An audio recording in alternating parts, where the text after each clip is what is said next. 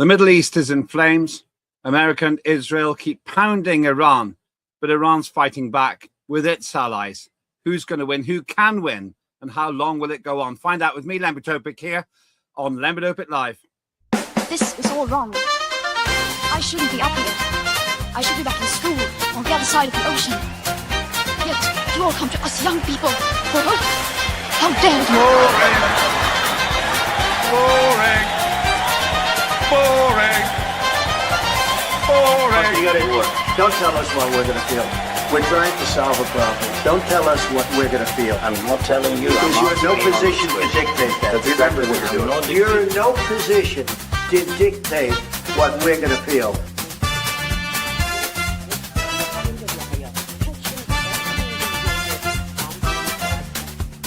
I call again for an immediate ceasefire in Gaza, the return of the sausages, the hostages. Welcome on and all to another edition of Lembit Öpik Live here on Unprecedented TV, where we find the facts, kill the spin and tell it like it is as best we can on stories all over the world. And what a dangerous world it has turned out to be. The Ukraine war continues, apparently unnoticed, maybe because it's unwinnable. We can talk about that as well. While Iran and Israel and the American forces are all hard at work trying to smash each other's military resources. But who can win this?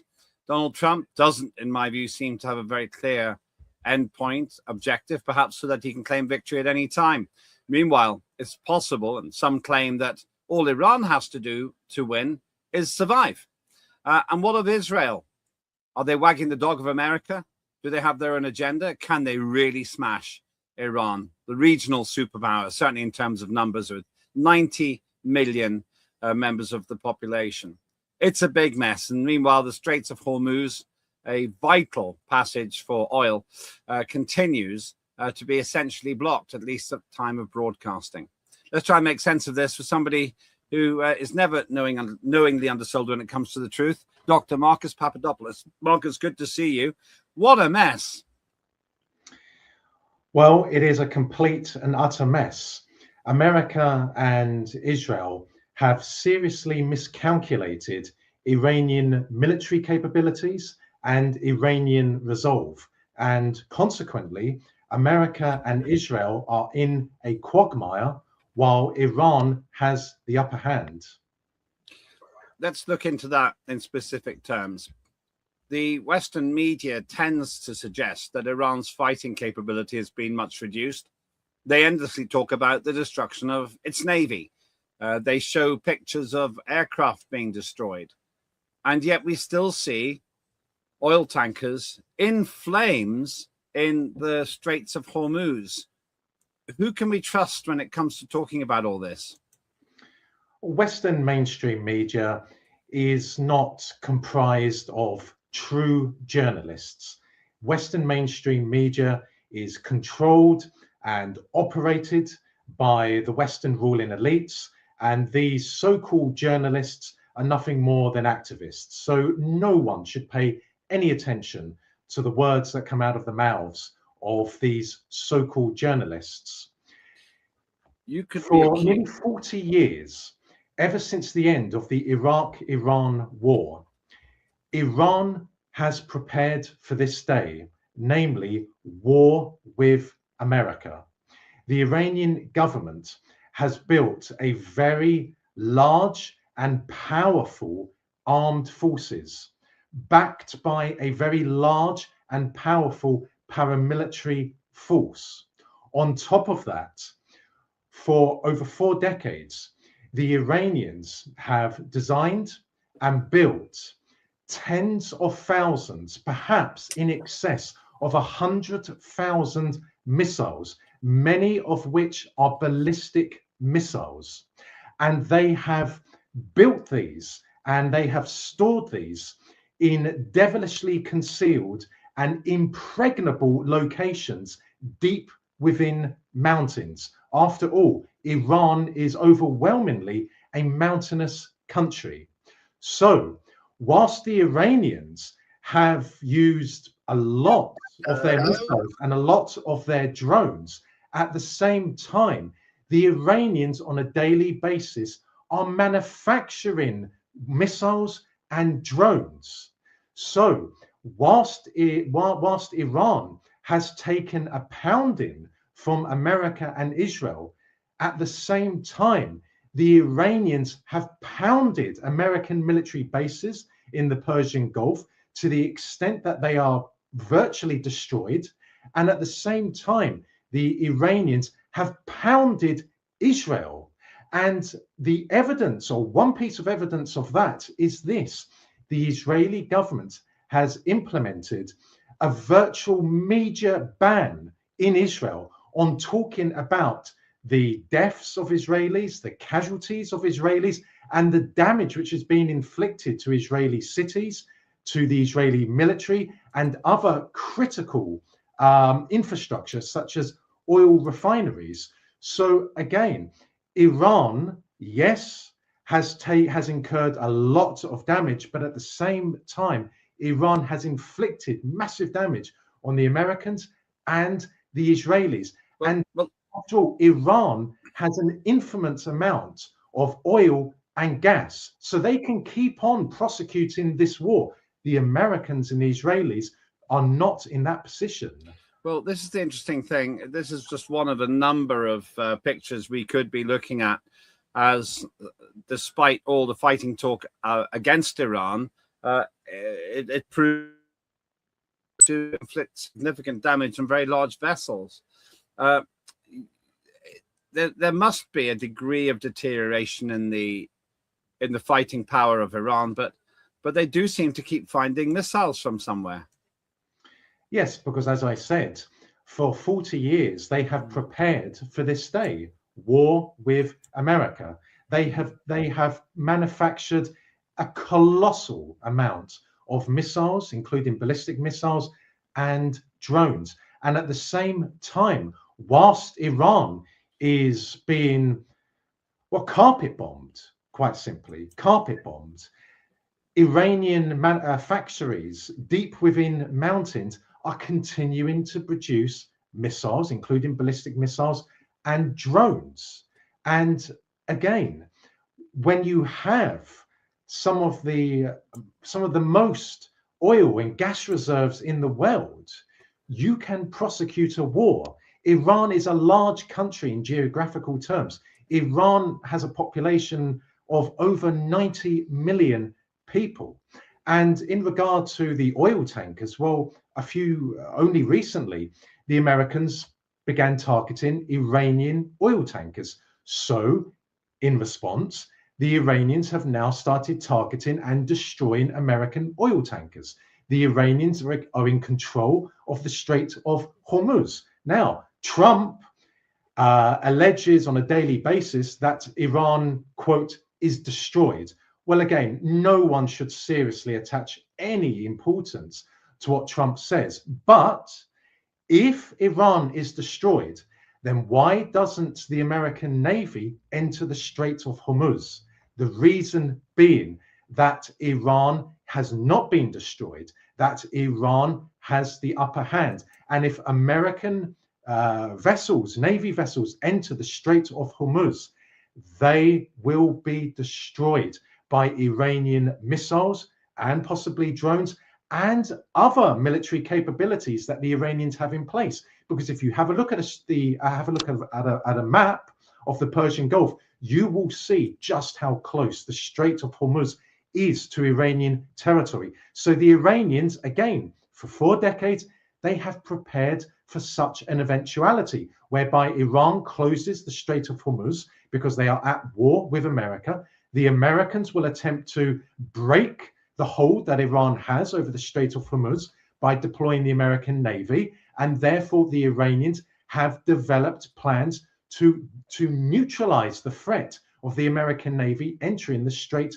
of Hormuz. Now, none of that, Lembit, you will hear from Western mainstream journalists. They're not going to say that. They want people to believe that America and Israel is winning the war. But of course, it is not the case that America and Israel is winning the war. It is the case that Iran is winning this war.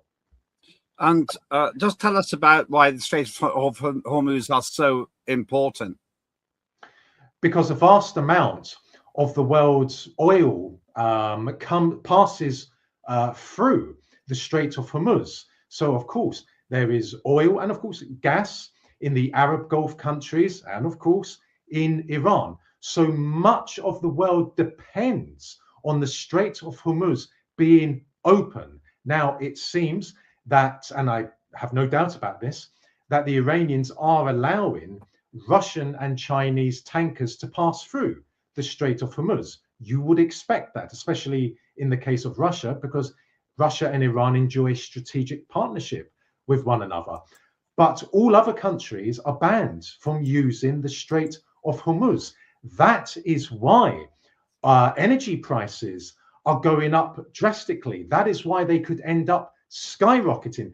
That is why, Lembit, only recently the Americans announced that they are lifting sanctions on Russia's ability to sell oil and gas to countries across the world. That is why the US Treasury announced a temporary 30-day waiver on India being allowed to buy Russian oil without any penalties. So the longer this war goes on, then we will see how economically disastrous this will be, not just for the Arab Gulf countries, not just for Israel, not just for America, but the whole of Europe, including Britain.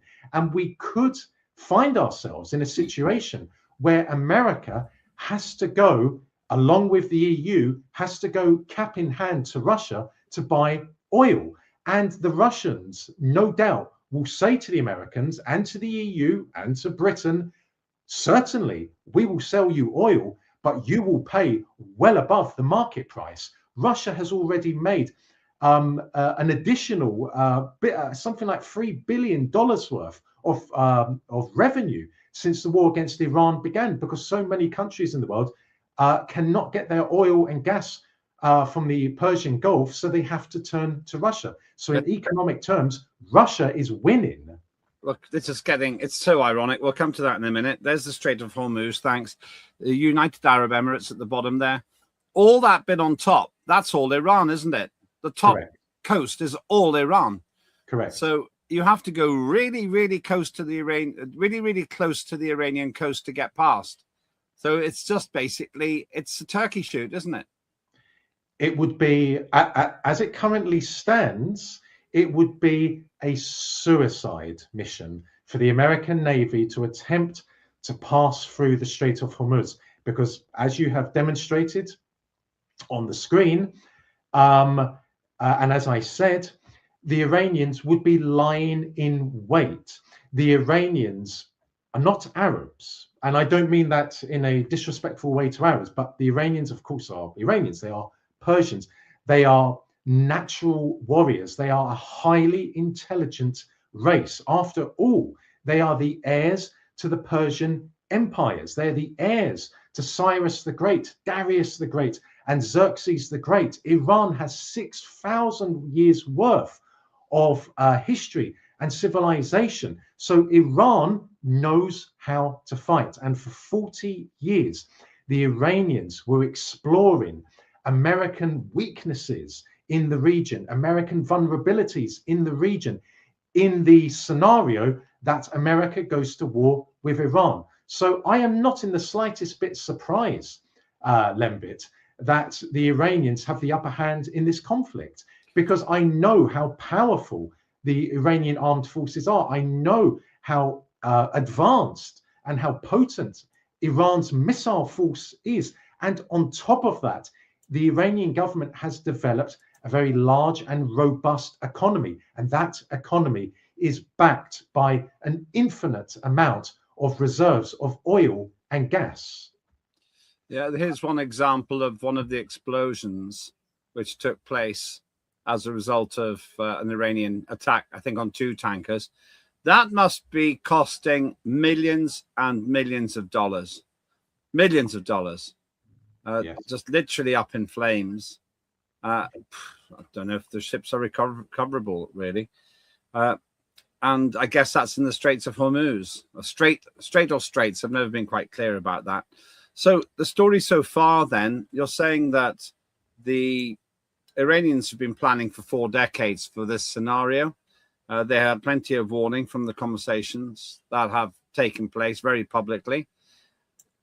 Also, the oil itself becomes a weapon because of the price. Trump's trying to talk down the price of oil while Iran's talking it up. It's kind of interesting to see it, because Iran keeps saying the price of oil is going to go up to $200 a barrel, while Donald Trump says that with the massive release of reserve oil, it'll be kept down. It seems to me that Iran is also trying to use a global economic threat as part of its ambition in fighting. Well, in war, you do not just fight militarily, you fight covertly through intelligence agents. You also fight economically. That is why there is no rational decision as to why Trump instigated this war. Indeed, there is no clear objective. And as a result, there is no clear strategy.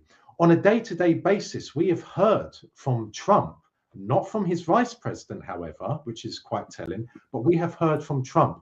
The reasons for why he began this war have changed. Initially, it was to prevent Iran from developing nuclear weapons. Then it was to prevent Iran from attacking America and attacking American civilians and attacking American military bases. Then it was to bring freedom. Of course, I use the word freedom in a very loose way, in inverted commas, freedom to Iran. Now we hear from Trump that it was to protect Israel. So clearly, none of those reasons constitute the actual reason as to why Trump declared war on Iran. So in all of this, that is the most important question. Why did Trump declare war on America? When we have now heard, Lembit, from the sources in the Pentagon that Iran posed no threat to America or American civilians, and we are also hearing very senior American commanders warned Trump not to attack Iran. So why did he do it? Let's save that for the second half of the show. Before we go further, though, I do note one war has been finished now, the total and utter surrender of the climate emergency, because the black gold is back. You don't hear anyone saying, oh, think about the environmental damage of all that oil being burned. It's just gimme, gimme, gimme more. And it exposes something I've been saying for ages. No one else is talking about this, maybe apart from me. The oil that we need, which apparently was the great demon, the dark demon destroying the world, is now the stuff we need to get as cheaply as possible. I don't know about you, but I think it shows in a very cynical way that the whole climate emergency thing was completely jettisonable as soon as some other national interest came up. I'm not sure if you have a strong view on it. I've never really spoken to you about it. I concur wholeheartedly with each and every word you have just said. Where is the climate change movement in the world to condemn this war? Where is the ever so adorable Greta Thunberg to condemn this war? Where are the Green parties in the Western world? Where are they? They're not talking about this. They seem to be agreeing with the war.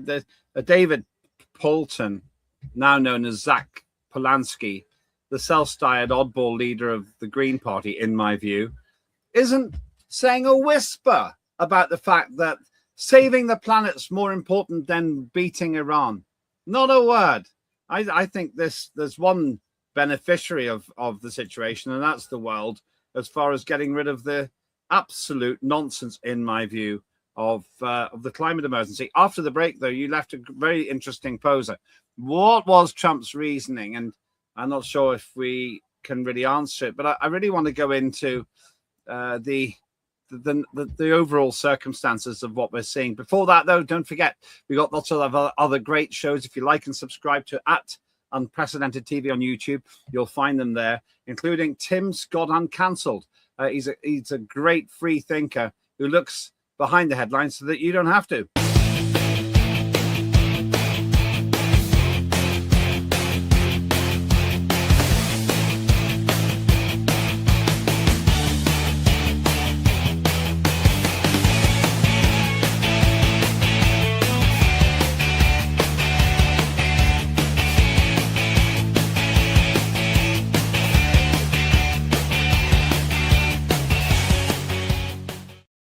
That's Tim Scott Uncancelled on regularly. A superb man, also head of the Freedom Association, a courageous freedom fighting group, in my view, defending your liberties.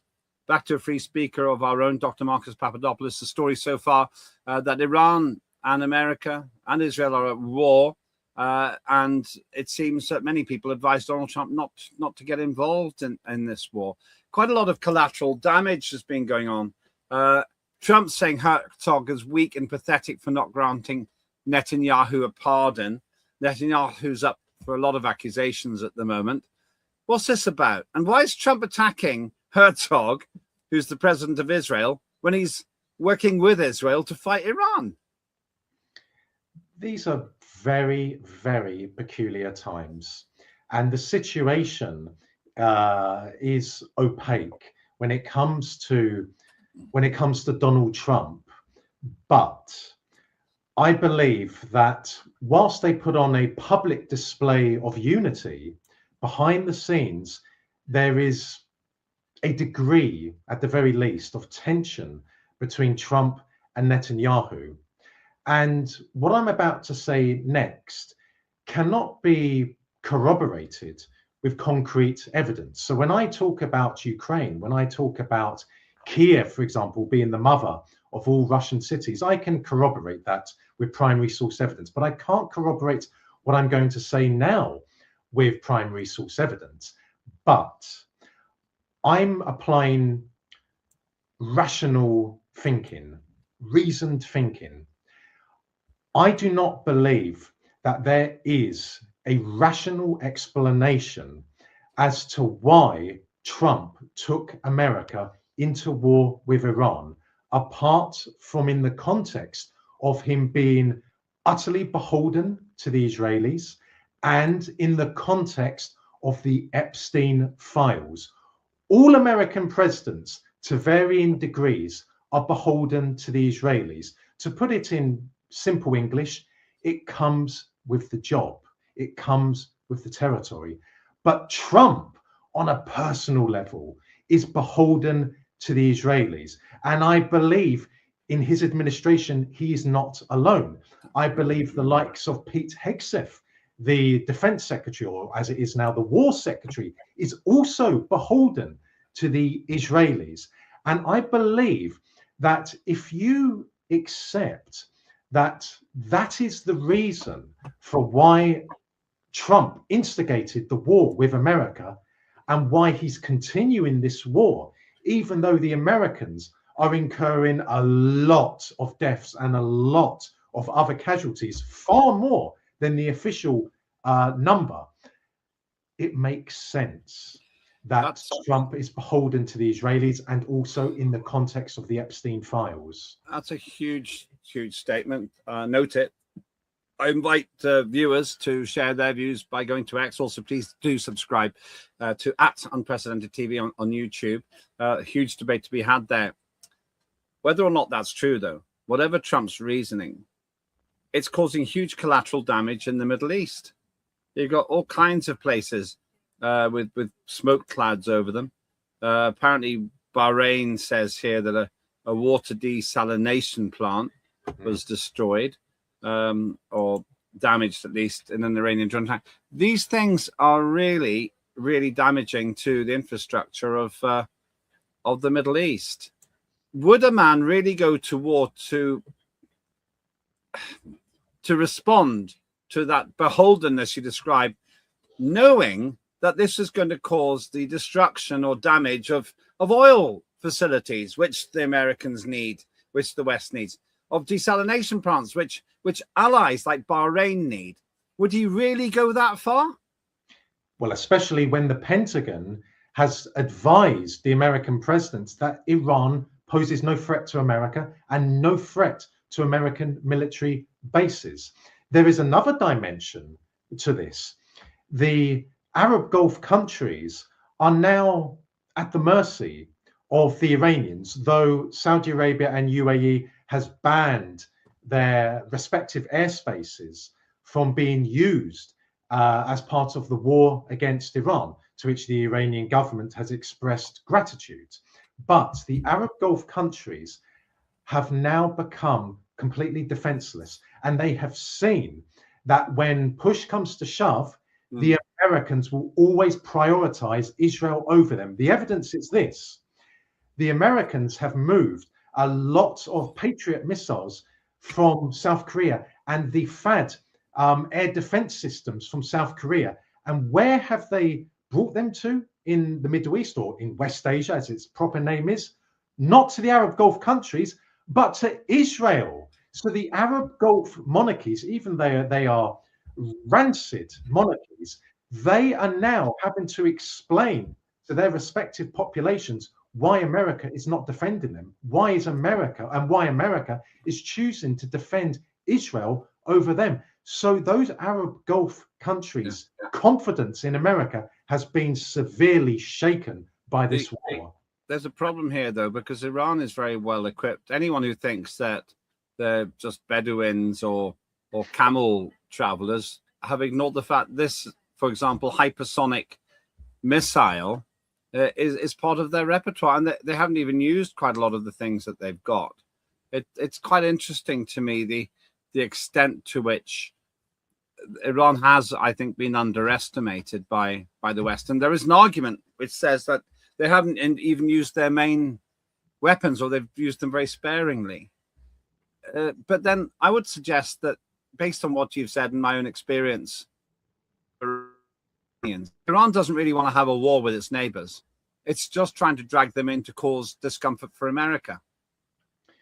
Yes, Iran has targeted American military bases, for example, in Bahrain, in Kuwait, and UAE.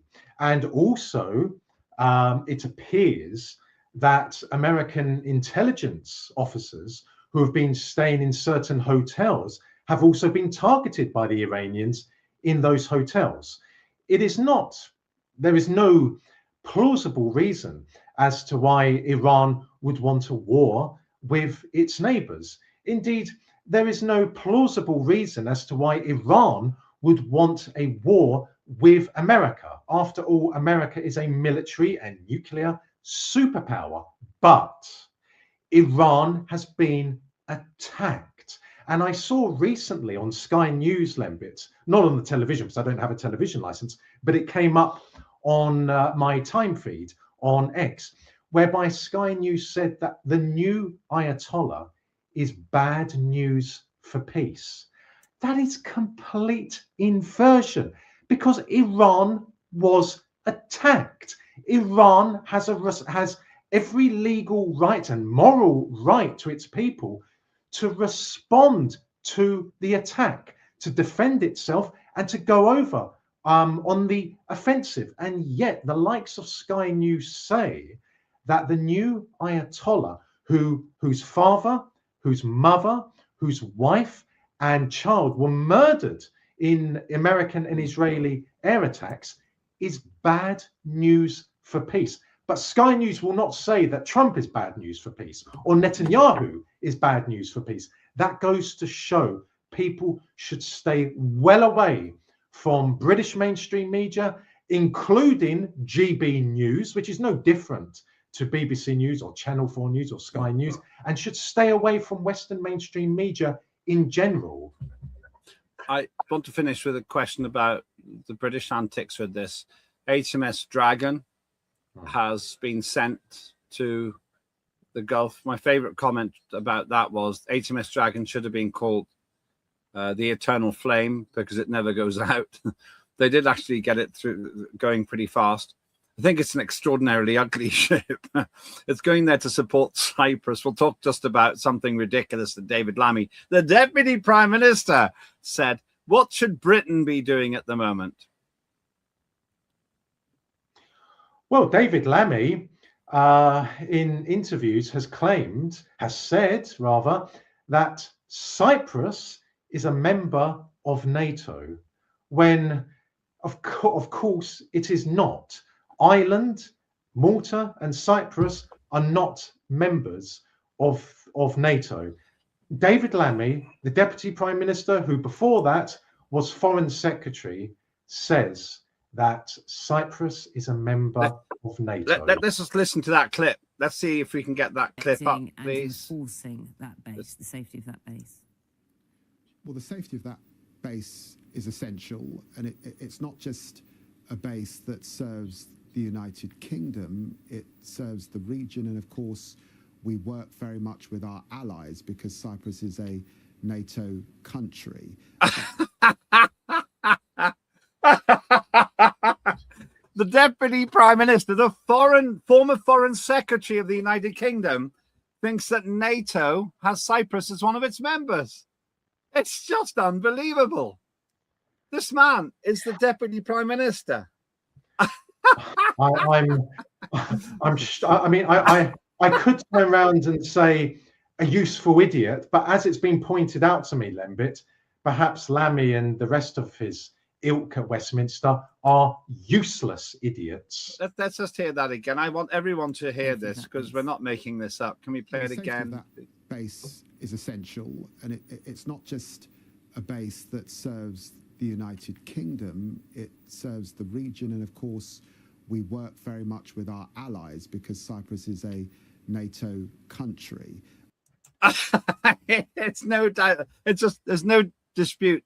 He's literally saying something which it's just unbelievable. He thought the Cyprus is a NATO country. He volunteered that information. Unbelievable. I don't think that we're in a very good place to be involved because we don't know what we're doing. None of them do at Westminster. None of them do whatsoever. They're simply puppets. They're simply implementers. And David Lammy's comment reinforces what I'm saying. Does anyone really think that, for example, when David Lammy was Foreign Secretary, that he was determining British foreign policy? No, he's the voice box. He's the mouthpiece. You know, British foreign policy is overseen by the permanent undersecretary at the Foreign Office. And all of the permanent undersecretaries in Whitehall are drawn from the heart of the British establishment, which is the British aristocracy. David Lammy is of no importance whatsoever. As I said, I should probably stop using the term useful idiots and start saying useless idiots. Thank you so much. You're a very useful contributor. That's Dr. Marcus Papadopoulos. I'll only add one thing. This is a dynamic situation. You can watch the archive and see to what extent what Dr. Papadopoulos and myself have said turns out to be true. In the meantime, we live in a volatile situation. And I'll finish where I started. Whatever happened to the Ukraine war? Maybe we're not talking about that because we can't win that one.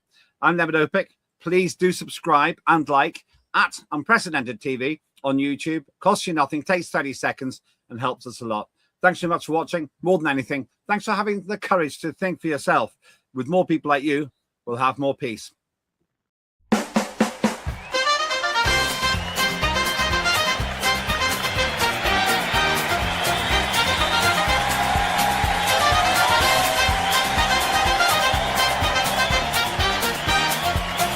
Immediate ceasefire in Gaza, the return of the sausages.